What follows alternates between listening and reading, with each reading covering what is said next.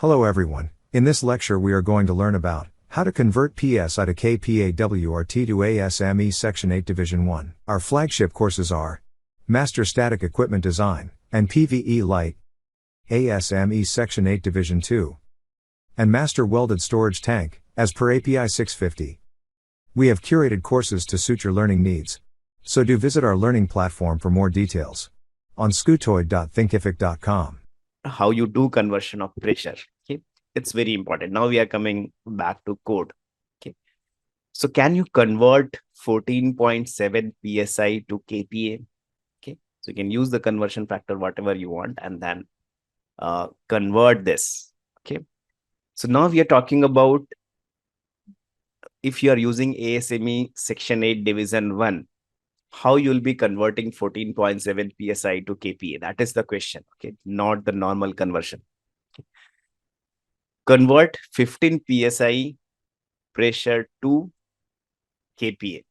If you're done with first one, do the second one. So 100.3421, right? So if I just write the answers, if we use direct conversion, what we are getting?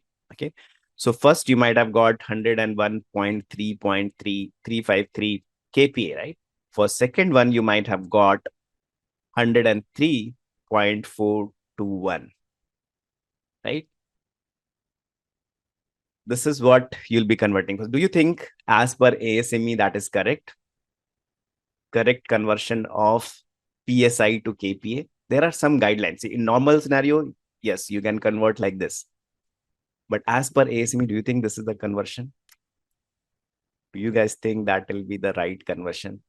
Okay. And believe me, at the end, you'll be very surprised. Okay, so 15 PSI and 14.7.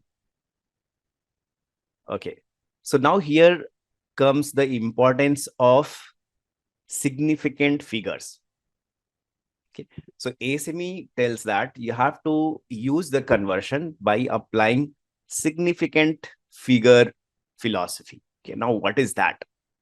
Okay, significant figures looks very easy, but if you go into detail, it is very confusing. Okay, so let us demystify that. Okay, now how many significant figures do you see here in 14.7? Significant figures. Okay, we are not talking about the value. Okay, the conversion, like how ASME defines that, you have to use the significant conversion. Now, what exactly is meaning of that? You will learn right now. Okay. So significant figures means the figures you can see here, okay, which you can identify and you think they are having significant value. Okay, so this is one. So it's a significant figure because it is at the 10th position and it is having some value.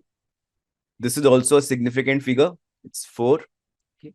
And the third is after point also we have a significant figure, which is 7.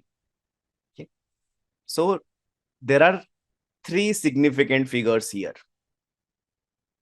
Okay. Now how you'll be using it? Once you convert that into some value,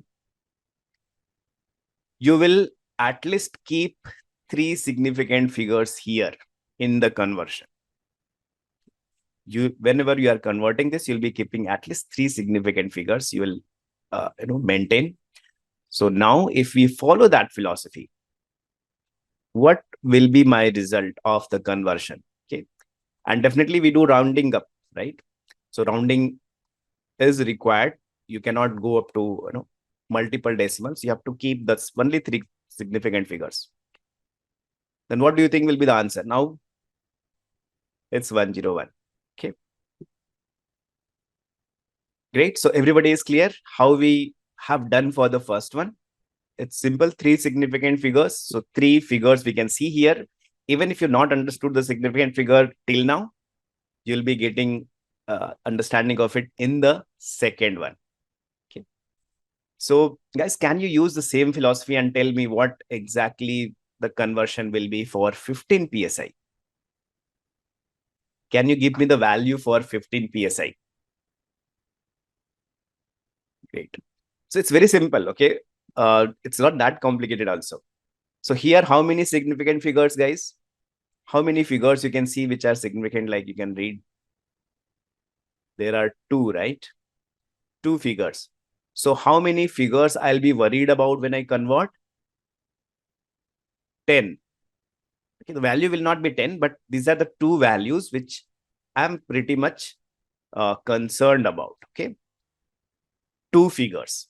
After that, I'll just round it up. Okay, so if I've used that philosophy or of ASME, okay, then the conversion will be 100 kPa.